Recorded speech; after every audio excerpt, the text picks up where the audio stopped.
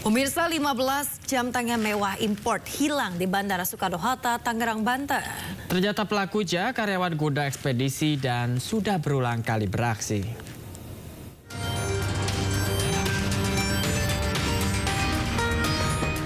Anggota Reskrim Polresta Bandara Soekarno-Hatta, Tangerang, Banten menggeledah rumah karyawan PT JAS yang merupakan salah satu vendor gudang kargo di Bandara Soekarno-Hatta.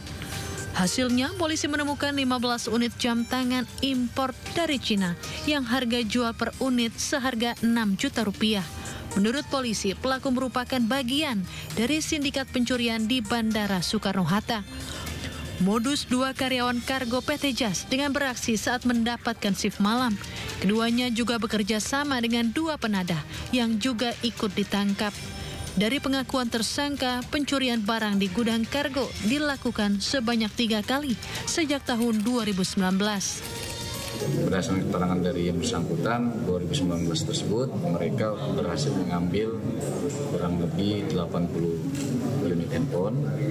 Kemudian ada beberapa lembar baju kalau menurut mereka sih baju yang bermerek ya. Namun masih kita dalami mereknya apa dan kemudian korbannya siapa.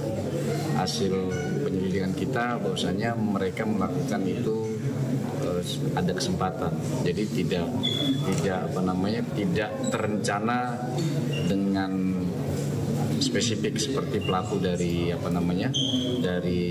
pencurian BTS. Jadi ketika mereka jalan terus melihat ada yang bisa ya mereka lakukan. Keempat tersangka dijerat pasal 362 KUHP atau pasal 480 KUHP dengan ancaman hukuman 5 tahun penjara. Dari Tangerang, Banten, Hasnugara melaporkan. Dengan informasi berikutnya, pemirsa, vonis banding Pengadilan Tinggi Jakarta memperberat hukuman untuk terdakwa korupsi kasus timah Harvey Muiz dan Helena Lim yang merugikan negara hingga 300 triliun rupiah. Majelis Hakim memutuskan hukuman Harvey diperberat menjadi dari 6,5 tahun menjadi 20 tahun penjara. Sementara Helena Lim dari 5 tahun penjara menjadi 10 tahun penjara.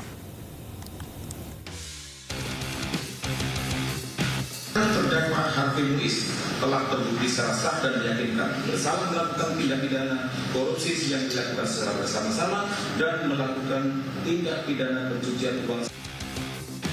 Terdakwa Harvey Muiz dinyatakan sah bersalah atas tindak pidana korupsi dan pencucian uang.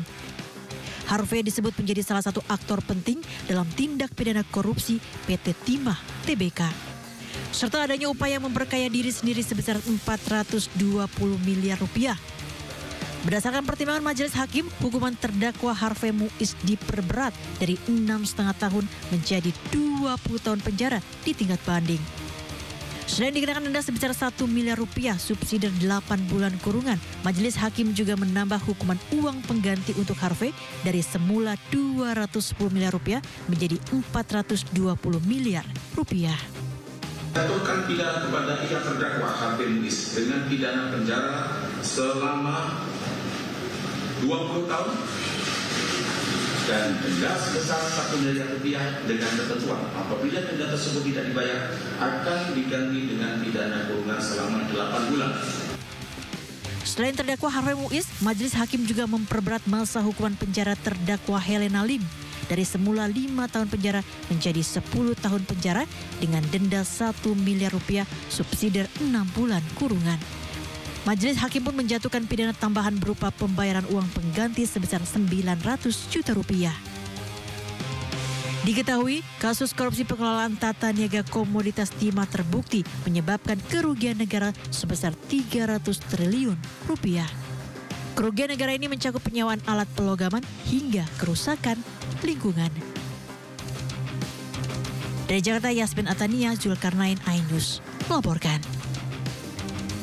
Pemirsa, Hakim Tunggal Pengadilan Negeri Jakarta Selatan, Juyamto, menolak pra-peradilan Sekjen PDIP Hasto Kristianto. Ya, dengan putusan tersebut, status tersangka Hasto yang ditetapkan KPK adalah sah. Pertimbangkan saya diberi penilaian hukum lagi, sehingga dengan demikian Hakim berpendapat bahwa permohonan pra-peradilan dari pemohon adalah dinyatakan tidak dapat diterima.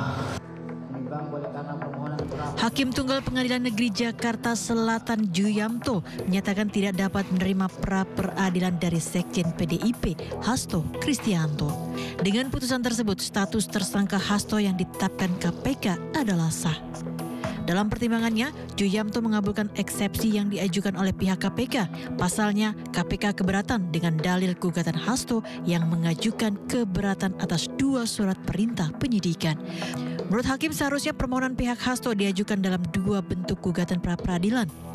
Sementara kuasa hukum Hasto Todung Mulya Lubis mengatakan ditolaknya pra-peradilan Hasto bukanlah akhir. Dirinya akan menyampaikan ke publik terkait upaya hukum yang akan ditempuh selanjutnya.